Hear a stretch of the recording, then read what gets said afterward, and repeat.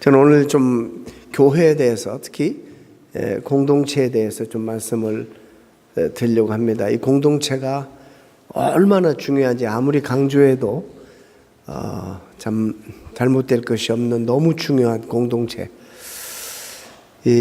언젠가도 말씀드렸습니다마는 이 선교지에 선교사님들의 간증을 들어보면 열심히 전도를 해서 이제 복음을 전해서 세례까지도 주었는데 가끔 이렇게 잃어버리는 그런 일들이 많다고 그래요. 왜냐하면 그들이 공동체가 너무 강하기 때문에 다시 되돌아간다는 거예요. 너무 그 가족같이 어릴 때부터 자랐던 그런 공동체가 너무 강하기 때문에 다시 떠나서 그들의 공동체로 되돌아간다. 그런 얘기를 듣고 안타까웠습니다. 종종 그런 일이 있지만 최근에 여러분 잘 아는 우리 권사님 한 분이 투병 생활을 하고 계십니다. 제가 지난 주일에 늘 안타깝죠. 늘 여러분 같이 기도하시잖아요. 그래서 권사님께 좀 여쭸어요. 어떠세요? 어떻게 잘 견디세요? 그랬더니 권사님이 하시는 말씀이 물론 가족도 있지만은 정말 이 공동체의 힘이라는 게 우리 성도들의 기도의 후원과 함께 옆에서 건네는 그런 따뜻한 말 한마디, 그리고 방문, 그리고 음식을 해 나르는 것, 비록 몸이 안 좋아서 못 잡수셔도 이게 너무 큰 감동이고 너무 큰 힘이 된다. 감격스럽게 말씀하시는 것을 제가 듣고 이런 상황 속에서도 무슨 얘기인지 모르는 분들은 이게 우리 교회 지체인지 아닌지 한번 생각해 봐야 돼요. 정말 한 번이라도 그분을 위해서 기도한 사람들은 아실 겁니다. 공동체가 이렇게 중요하다.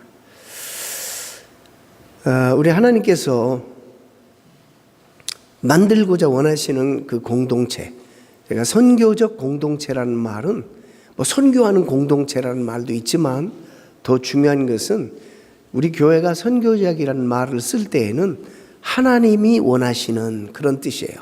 하나님이 원하시는 공동체, 또 하나님이 원하시는 선교, 그런 뜻입니다. 우리가 원하는 선교나 우리가 원하는 그런 공동체가 아니라 하나님이 원하시는 공동체가 어떤 공동체인가. 여러분 성경 가운데 믿음이라는 단어를 500번 이상 강조했어요. 믿음이 중요하죠. 또 기도하라 하는 기도의 내용도 500번 이상 강조했어요. 그런데 재물 관리, 너무나 우리가 이기적인 것을 알기 때문에 하나님이 주신 것임에도 불구하고 주재권을 전혀 인정하지 않고 우리 마음대로 이기적으로 우리 재물을 관리하는 것을 너무나 잘 아신 하나님이 2350회를 걸쳐서 재물 관리에 대해서 우리 하나님께서 집중적으로 말씀을 하셨습니다. 아무리 이야기해도 안 돼요. 그런데 하나님께서 성령 강림을 통해서 그들에게 새 마음을 주시니까 이들이 어느 날 갑자기 한 마음과 한 뜻이 되어서 오늘 본문에 보면은 자기 것을 여기지 아니하고 아까운 줄을 모르고 여러분 이렇게 주의 사역을 위해서 내놓았다. 이런 말씀으로 오늘 시작합니다. 참 너무나 놀라운 일입니다. 서로 통용하고 더불어 즐기고 사는 새 마음이 생기게 되었습니다.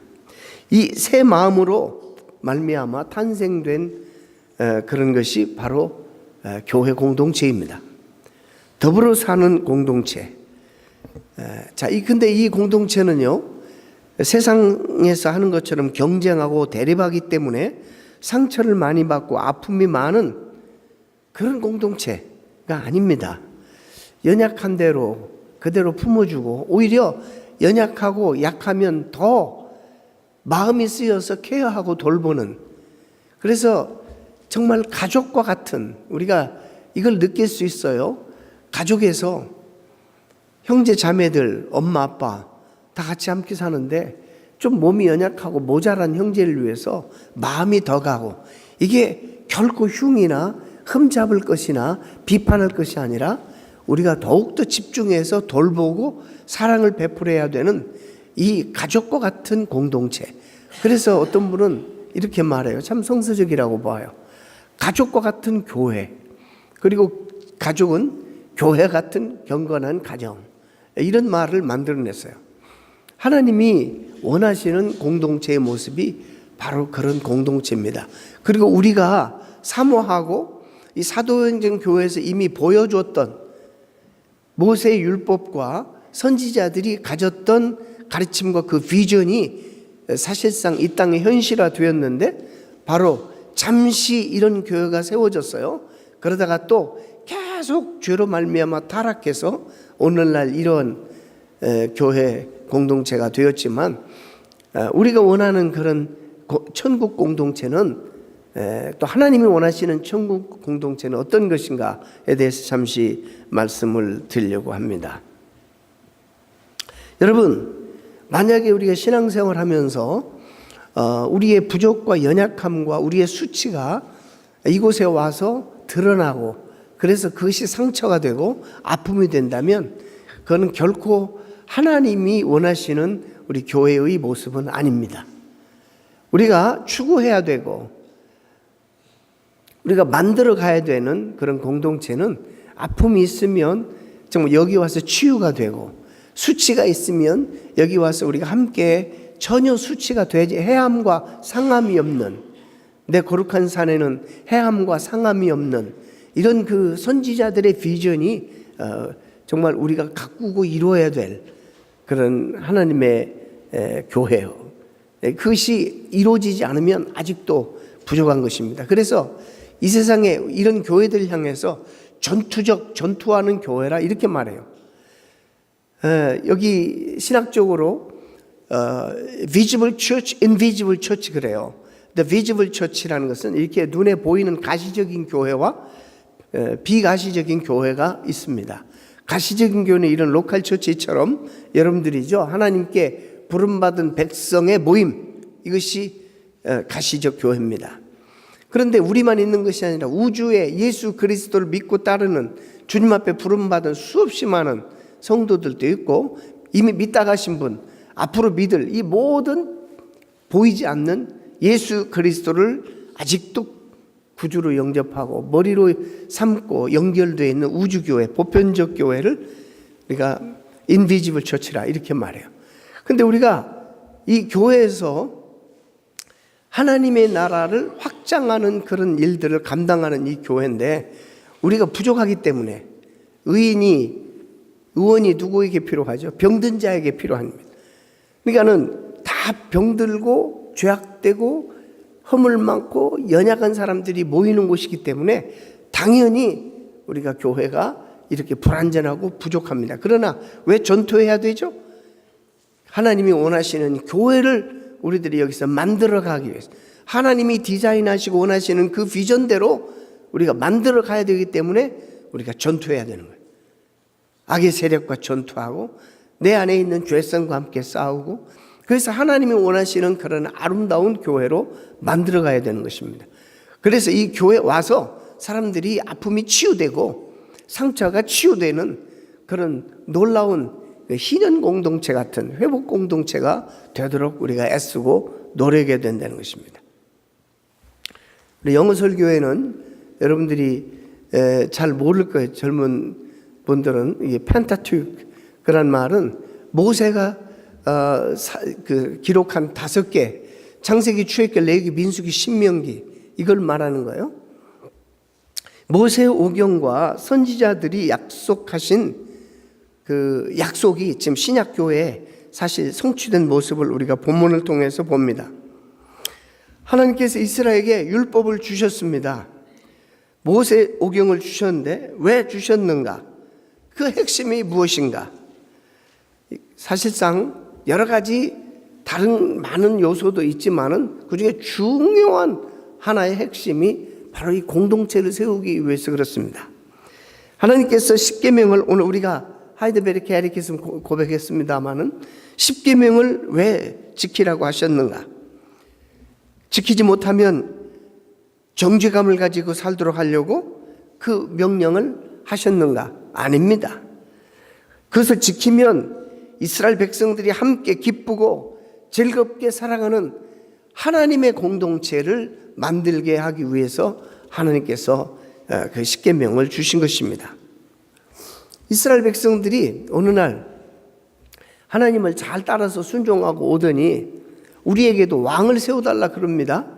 그러니까는 내가 너희들이 왕인데 하나님, 근데 하나님 아니, 하나님 아는데요, 보이는 왕, 저 이방 민족들처럼 눈에 보여서 물리적으로 우리를 다스리고 통치하고 우리를 보호하는 그런 왕을 세워달라고 그럽니다. 하나님 마음이 몹시 섭섭했어요.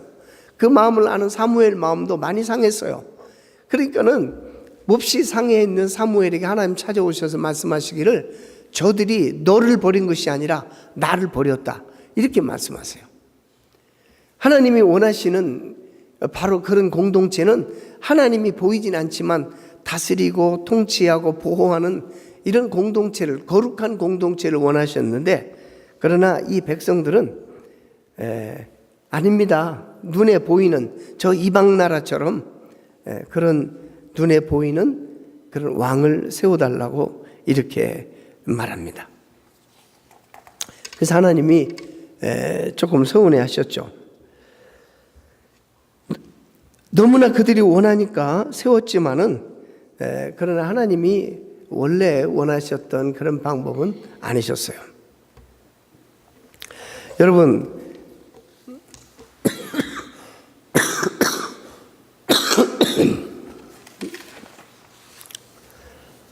왕을 세우면 하나님께서 원하시는 그 의도하시는 그런 공동체가 되지 못하고 조직이 되어서 어마어마한 국가 조직이 되어버리기 때문입니다.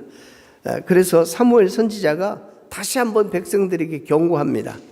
너희가 왕을 세우면 세금도 내야 되고 또 전쟁이 일어나거나 그 왕을 또 보호하기 위해서 너희 자식들도 또 데려갈 수도 있고, 너희가 또 농사진 거 추수도 거둬갈 수도 있는데 그래도 너희가 그 왕을 원하느냐? 그런데 백성들이 예, 원합니다. 그래서 왕을 허락했습니다.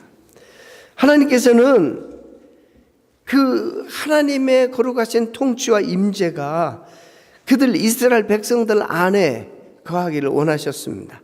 그런데 그들은 그런 공동체를 저버리고 권력지향적 국가적 그런 공동체로 나갔습니다. 율법의 핵심 중에 하나는 바로 성경에 보면은 그 하나님 원하시는 공동체를 이룸에 있습니다. 자, 그래서 하나님 원하시는 공동체가 무엇인가를 오늘 조금 구체적으로 짧은 시간에 말씀을 드려보려고 합니다. 하나가 되어서 함께 쉬고 또 자유함을 누리고 또 좋은 것을 함께 나누는 그런 공동체를 주님이 원하셨던 것입니다. 여러분, 가정에 가면 이런 가정이 있습니까? 내 자식이 분명한데 자식이 늘 철들어서 그런 게 아니라 내가 이렇게 공짜로 엄마 아빠의 해주는 밥을 먹고 이 집에서 살아야 되나? 내가 뭔가 이렇게 보답해야 되지 않나? 이래서 나이도 아직 어린데 그냥 엄마 아빠만 계시든지 안 계시든지 마루를 반질반질 닦고 온 집안을 치우고 그래도 뭔가 부족해서 어떻게 해야지 내가 먹은 밥값을 하나 이렇게 생각하고 그냥 늘 불안에 떠는 자식들이 있다면 이게 정상입니까, 가정이? 예? 그게 부모하고 자식과의 관계? 아니죠. 아닙니다. 그냥 우리 자식들은 해준 거 아무것도 없고 말썽만 피고 상당히 코스트하죠. 그런데도 그냥 당당하고 떳떳하고 큰 소리 치고 내놓으라고 하고 그러지 않습니까? 이게 바로 자식과 부모와의 관계예요. 그렇다고 부모가 자식이 뭐라고 합니까? 더 못해줘서 늘 마음이 안타깝죠. 하나님과 우리의 관계도 그런 거예요. 우리가 하나님을 정말 우리 아버지로 섬기고 그렇다면 우리 연약함과 부족함이 있어도 좀 하나님 앞에서는 당당하게 또 나와서 누리고, 우리가 구원 받았으니까 이제 하나님이 주신 생명을 누릴 수도 있어야 돼요. 그런데 그런 것들이 바로 이 공동체 안에서 이루어져야 되는데 그런 것들이 많이 부족하다는 것입니다. 우리가 완전하다면 왜 하나님이 필요하겠습니까? 너무 부족하고 연약하고 우리가 할 수 없는 일이 너무 많아서 하나님이 이 땅에 오시고 우리를 위해서 그 아들 대신 보내주시고 대신 죽게 하시고 우리를 구원해 주시고 하나님의 자녀 삼아 주셨는데, 그리고 우리를 아직도 연약하고 부족하지만은 우리를 의롭다고 칭해 주시고 오늘도 하나님은 계속 용납해 주시는 바로 그 하나님을 우리가 늘 경험하며 살지 않습니까? 근데 마귀는 계속 우리에게 죄책감을 심어줍니다. 무슨 성도라고 이런 성도가 다 있어? 들어보면요, 정말로 내 아픔을 아킬레스건을 쿡쿡 찔러요. 네가 이래도 성도라고 말해? 네가 하나님을 사랑한다고 이렇게 고백하면서 앞뒤가 안 맞네? 얼마나 참으로 우리 기를 죽이는지 몰라요. 근데 성경이 분명히 말해요. 누가 의롭다 하신 이를, 의롭다 하신 이가 하나님이시죠. 누가 그를 정죄하리요? 하나님이 우리를 의롭다고 하셨는데 정죄할 자가 없다는 것입니다. 그래서 우리가 이 땅에 살면서 유일하게 정말 이 공동체에서 모여서 하나님의 자녀됨을 누리고 하나님 주신 생명을 살아가고 기쁘게 함께 즐기면서 자유롭게 살아가는 그런 놀라운 특권을 누릴 수 있는 곳이 바로 이 교회입니다. 이 공동체에서 우리가 구약에서 나타나는 누릴 안식의 개념이 잘 표현되어 있어요. 3디멘션으로 잘 표현되어 있어요.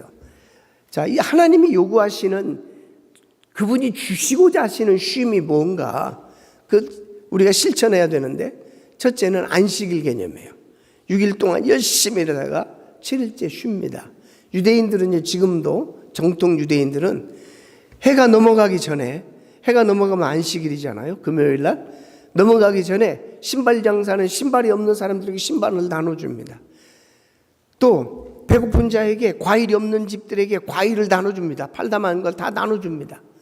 벌써 이 안식일이라는 개념은 나눔에 대한 그런 기본 개념이 그들 가운데 있습니다. 그 다음에 7년이 되면 안식년이죠. 안식년에는 뭐 하죠? 노예를 풀어줍니다. 빚도 탕감해 줍니다. 그리고 끌고 있었던 종들도 다 집으로 돌아가게 합니다. 그래서 집에 가서 가족들과 함께 더불어서 살 수 있도록 그렇게 배려합니다. 그 다음에 안식년, 주블리. 안식년은 49년 지나서 50년째입니다. 이 참 여러분 성경 잘 보셔야 돼요. 구약에서 대단히 중요한 것, 우리 한국교회가 정말 이 부분을 굉장히 강조해야 되는데 많이 미약해요, 강조가. 이 희년정신입니다. 희년정신. 50년 때는 모든 토지, 또 모든 종, 모든 빚 다 탕감해주고 전부 다 내놓아야 됩니다. 다시 재분배를 합니다. 그래서 유대 사회에서는 부자가 계속 부자로 살 수 없습니다. 가난한 사람이 계속 가난하게 살 수 없습니다.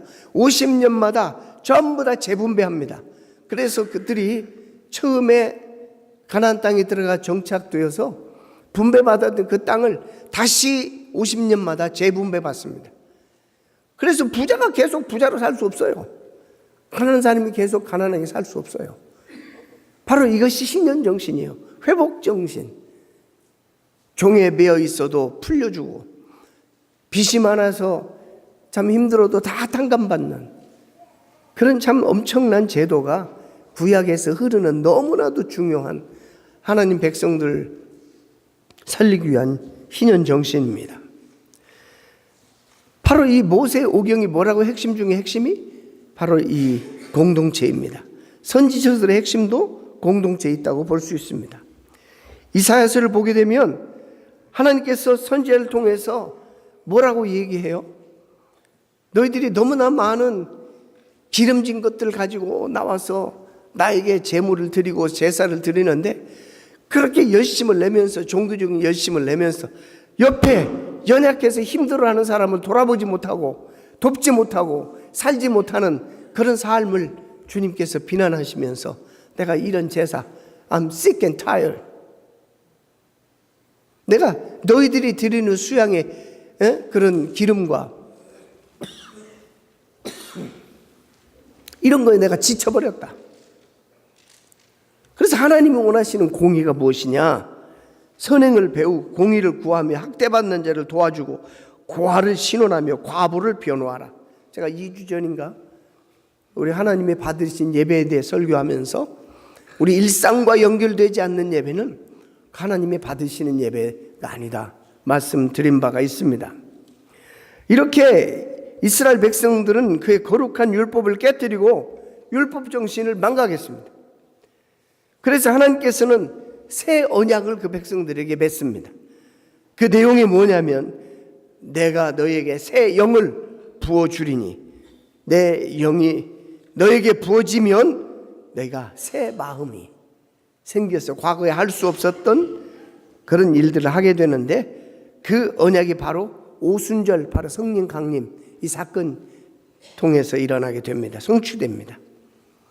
그날에 주님의 영이 제자들에게 부어졌죠. 강림하게 되니까 성령이 그들 가운데 서로가 그렇게 이기적이었고 남을 돌아보지 못했고 그랬던 그들이 갑자기 한 마음과 한 뜻이 되는 거예요. 그 새 마음으로 말미암아 그래서 탄생된 것이 이 땅의 교회예요. 이 교회는요, 물론 이게 종말론적인 교회까지도 연결해서 여러분 봐야 되는데 선지자가 얘기했던 그들의 비전이 성취된 거예요. 우리가 지금 불완전한 교회 생활을 하고 있으니까 가슴에 와닿지 않는 거예요. 그러나 우리가 투쟁하면서 그런 교회, 그런 공동체, 모세가 예언했고 선지자들이 예언했던 그 비전, 하나님 나라의 공동체, 신년 공동체, 회복의 공동체를 우리가 이루어 나갈 책임이 우리에게 있는 거예요.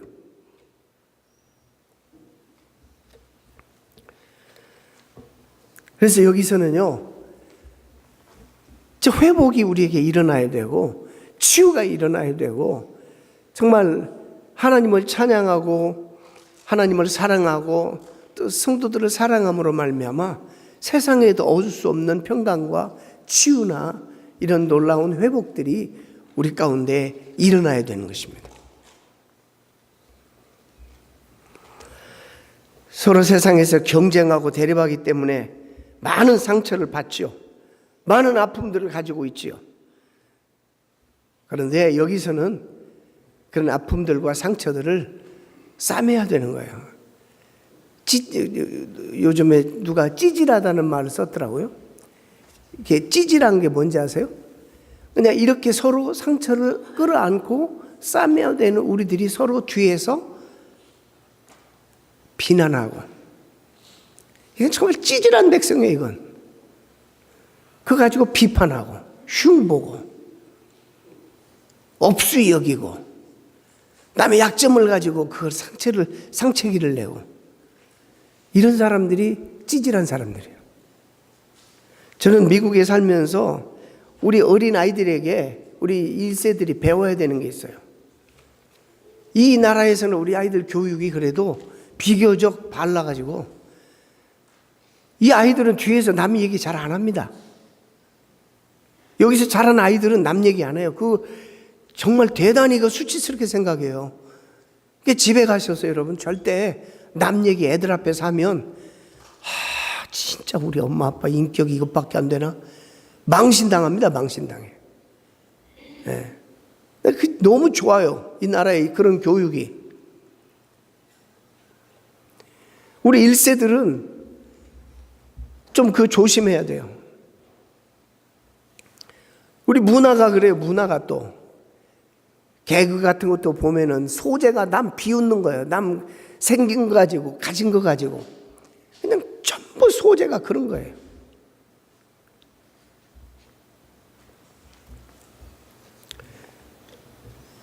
저 아이가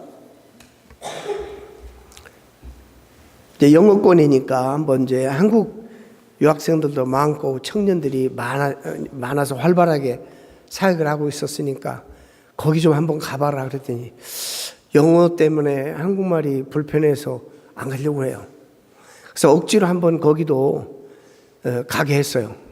한번 성경 공부와 애들 그룹에 참여하더니 아빠 다시는 나 코리안 팀에 그 성경 공부에 가지 말라고 가라고 하지 마세요.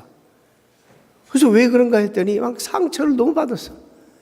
얘에게 직접적으로 상처 준 건 아니지만 자기들끼리 생긴 거 가지고 막 상처를 주고받는 거예요. 어떤 여학생 하나가 혀가 좀 짧아가지고 말을 정확하게 안 하니까 그걸 가지고 막 흉내내고 이렇게 하니까는 막 너무 충격을 받아가지고 있을 수 없는 일입니다.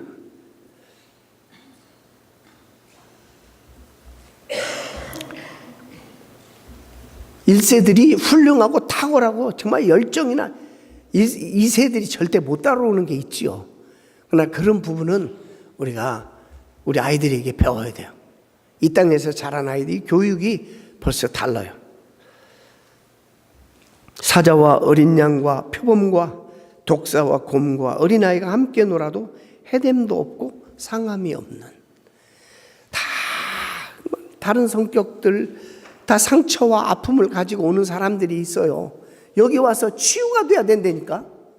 여기서 고침받고 회복이 돼야 돼요. 그런 공동체를 우리가 꾸려야 되는 거예요.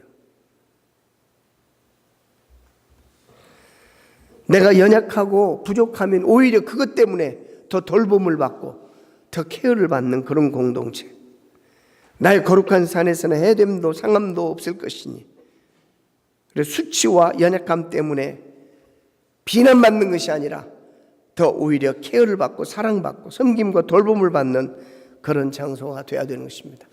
물론 이 공동체는 복음을 증거하는 공동체가 당연히 돼야 되죠. 그건 뭐 말 것도 없습니다. 복음을 전해야죠. 오늘 본문에도 보면은 사도들이 큰 권능으로 주 예수의 부활을 증거하니 무리가 큰 은혜를 얻게 되었다는 표현이 나옵니다. 여러분, 이거는 제가 좀 생략해도 여러분 아실 거예요. 교회가 존재하는 이유, 하나님은 우리 이 땅에 아직도 남겨두신 이유, 예수 그리스도의 복음을, 그 부활을 증거하는 증거자로서, 증인들로서 우리를 아직까지 남겨두고 세워주셨습니다.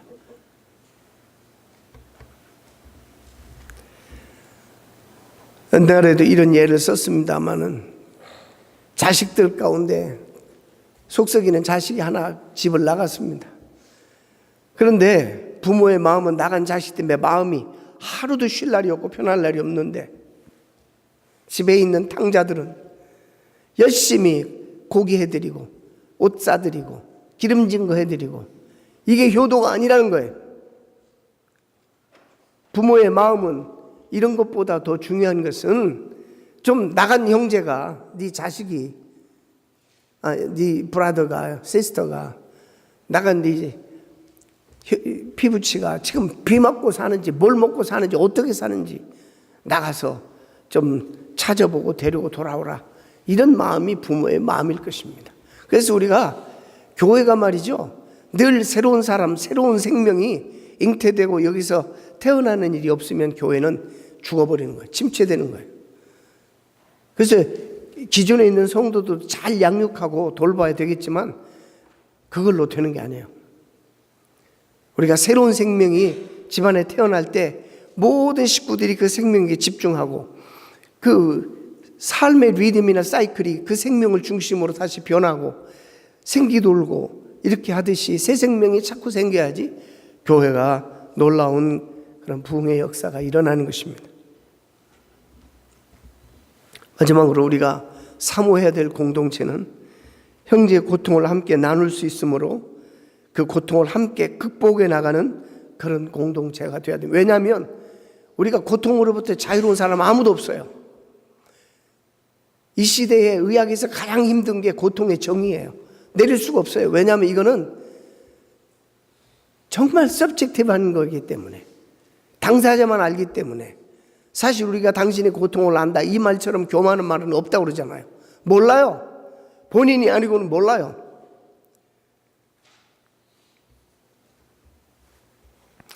욥이 고통을 당하고 있을 때 세 친구가 찾아와서 사실상 신학적인 디베이트가 다 있어요. 원인 없는 결과 없다. 네가 하나님 앞에 죄졌기 때문에 이럴 것이다. 죄가 뭐냐? 그걸 원인을 네가 빨리 분석해서 하나님 앞에 해결하라. 많은 경우에서 옳은 얘기예요. 그러나 그러나 이 경우에서는 달라요. 엘리후가 또 찾아와서 나는 모르지만 하나님 뜻이 있을 것이다. 그것도 맞는 말이지만 그러나 아파 죽겠는데 그런 것들 무슨 소용이 있어요. 우리가 어떤 때는 너무나 많은 말을 해요.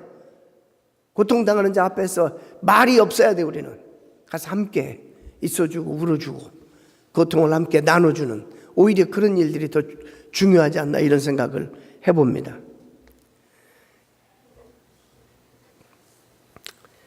고통은 절대적으로 주관적인 것입니다. 내가 아파할 때는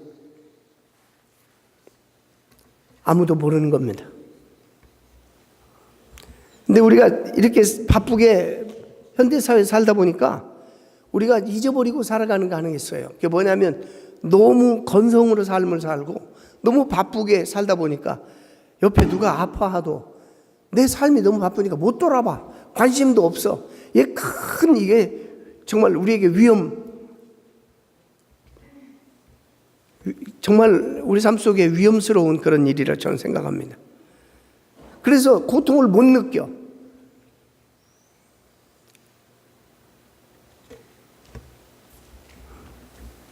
팔이 하나 잘려졌는데 내가 고통을 못 느낀다? 살아있는 사람이 아닙니다. 공동체로 함께 있는데 우리가 성도들 가운데 지체가 아파하고 고통스러워하는데 그걸 못 느낀다? 심각하게 생각해야 돼요. 내가 정말 주님께 속해 있는 지체인가?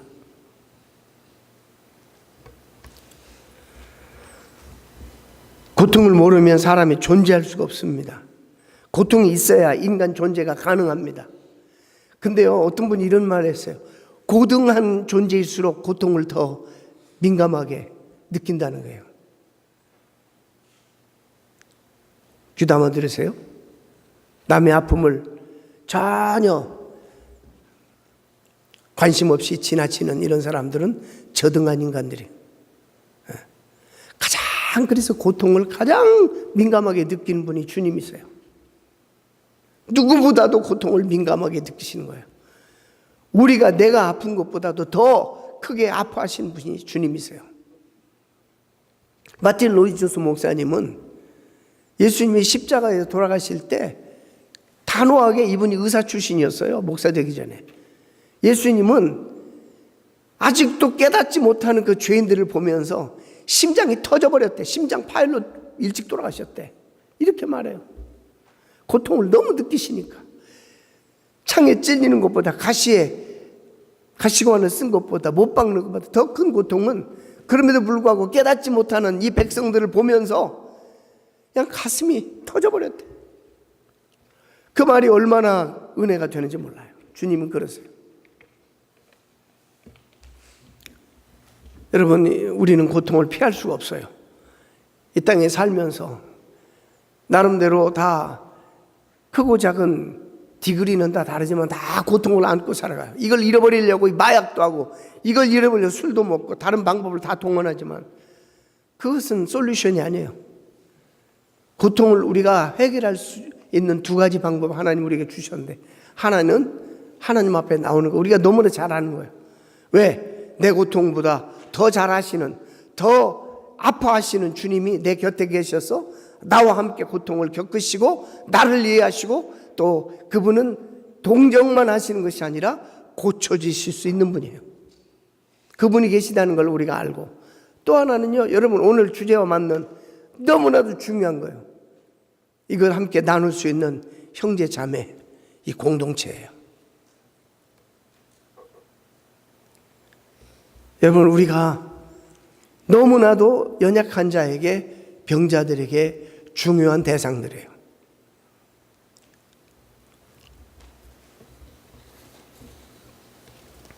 하나님이 그래서 우리를 이렇게 모이게 하시고, 그래서 이 땅에 우리를 남겨두셨어요.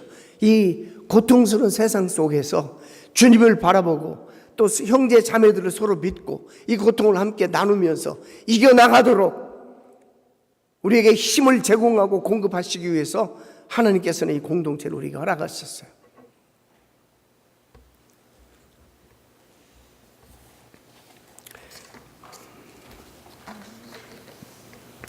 심지어 음부의 권세가 그래서 이기지 못하도록 내가 이 반석 위에 교회를 세우리니 음부의 권세가 이기지 못하도록 하겠다. 이 공동체의 힘이 하나님 주시는 능력과 에너지와 힘이에요. 치유가 있습니다. 음부의 권세가 이기지 못하는 강력한 능력과 힘이 있습니다.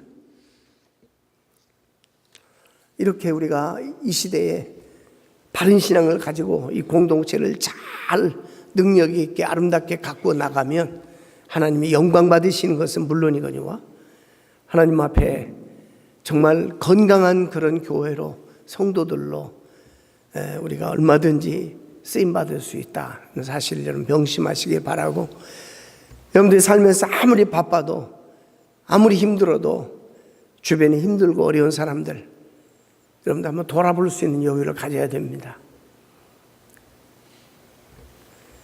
우리 모두는 이 교회를 통해서 이러한 공동체의 능력과 삶이 생활에서 매일매일 매주 체험되어질 수 있기를 바랍니다.